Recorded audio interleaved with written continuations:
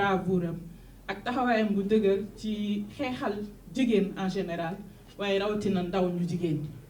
loolu nag bu amee tey ñu teew fi ci thème boo xamante ni da ko concerné directement mu ciy xeex di ci te xar tànk tubéyam duñu raté occasion bi pour féliciter ko di yóbbante nuyoo bi le directeur de cabinet monsieur Ciré Lo waaye di ko yóbbante tamit suñu sœur madame Fat Ndiaye Dem moom tamit am engagement bu rëy ci cause yooyu ñi ngi féliciter bu baax réseau bi di kontaan seen taxawaay di wax ni li ngeen def ni combat bu noble la ngeen di mëne waaye xam ngeen ni mënewu leen ko seul ndax bu ñu xoolee partenaires yi fi teew bu ñu gisee Union européenne gis ambassade Canada gis yeneen partenaires techniques et financiers yi nga xamante ni mësuñu jóg di ñu jàppale ci xeex boobu kon tey gàcce ngaalaama yéen waaye jàpp leen ni wéetu leen ci xeex bi ministère de la jeunesse nag ku nekk xam na ni taxawaayam ci li nga xamante ni mooy xeex li nga xamante ni mooy xarfal jigéen rawatina xale yu ndaw yi suñu taxawaay dafa justifié wu ci lépp rawatina ci suñu direction yu bari waaye rawatina direction bi ñu tuddee PPJ projet promotion des jeunes bi nga xamante ni tamit mi ngi ci liggéey bu am solo may féliciter directrice bi waaye di féliciter également madame la directrice de l'éducation populaire ak direction yi nga xamante ni ñoo fi teew yépp di accompagner ndaw ñi di leen jàppale ci xeex yi nga xamante ni ñu ngi koy xeex ñuy féliciter bu baax conseil national de la jeunesse ak mouvement ak association de jeunes yi nga xamante ni moom nañu àndal di xeex li nga xamante ni moo ñu fi indi tey ak yeneen i cause dafay wane ni rek Sénégal ñëpp engagé wu nañ parce que bu ndaw ñi jógee jigéen ñi jóg rek lépp lu ñu xeex dinañ ko gagné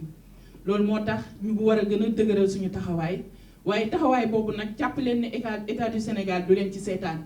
ndax président de la République lii dafa bokk ci ay combat ñu am yaakaar lool te gëm ni dina gën a nekk ci combat ndax tey ku nekk xam na ni dafay jël présidence de l'Union africaine kon nag xam nañu ni dina ko jiital ci ay priorité ñu am yaqin ni xeex bi dina gën a kawe dina génn réew mi dina dem au niveau africain waaye dina dem également au niveau mondial mu tombé itam présidence 2022 bu waa France ñuy jël Union européenne ñu jàpp ni rek ni loolu yëpp bu ñu ko boolee xeex bi dina gën a mën a am doole ñuy wax rek ni sensibilisation bi duñ ci jóg à travers les clubs des jeunes filles association yi ak bépp mouvement bi nga xamante ne nii ñu ngi liggéey ak ministère de la jeunesse waaye également ak ministère de la femme pour que ñu gën a dëgëral suñu taxawaay ndax li nga xamante ni moom nañuy xeex léeg-léeg nit ñi sax dañuy am kersay tudd ko mais vraiment xeex la boo xamante ni ñëpp ci war a taxaw combat de communication la sensibilisation mais également waxtaan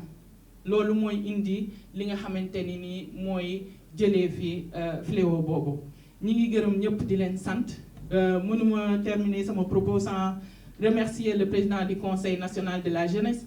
wax na ko fi sànq conseil national de la jeunesse ak ministère de la jeunesse seen liggéey mënul ñàkk waaye bu baaxee rek dafay fekk ni parti yëpp ku ci nekk bay nga ci sa waar te ñoom ñu neex a liggéeyandool nañ en général jeunes yi parfois dañuy wax ni conseil national ak ministère de la jeunesse seen cohabitation du yomb mais yombal nañ ñu lépp sonaluñ ñu ci dara le président Khadim wax na ko sànq souvent dafay wax naan duñu leen sonal di leen laaj lu nga xamante ni amu leen ko kon nag ñi ngi leen di gërëm bu baax di leen féliciter ci seen taxawaay bu dëgër président maa ngi lay gërëm sa appel bi defe naa ni président de la république dégg na ko jeunes yëpp dégg nañ ko pour le renouvellement du conseil loolu defe naa ni ku amul grandeur ku bëggul nguur du wax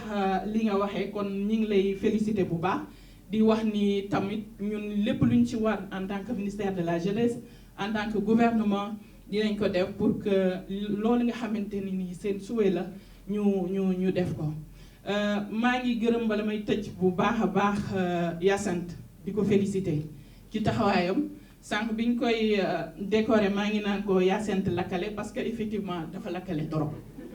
dafa lakkale trop te ñëpp la lakkal mais lakkale pour la bonne cause donc ñu ngi koy féliciter l'ensemble du réseau mais di ci féliciter particulièrement la présidente sama sœur Sophie Ndiaye Sy comme ni ma ko waxee sànq ñu partager plateforme yu bari yoo xamante ni nii même engagement bi la ci am donc c'est une femme de valeur koo xamante ni nii royukaay la pour képp kuy jeune fille ñoo ngi gërëm ñëpp di leen sant di leen jox rendez-vous très bientôt incha allah jërë ngeen jëf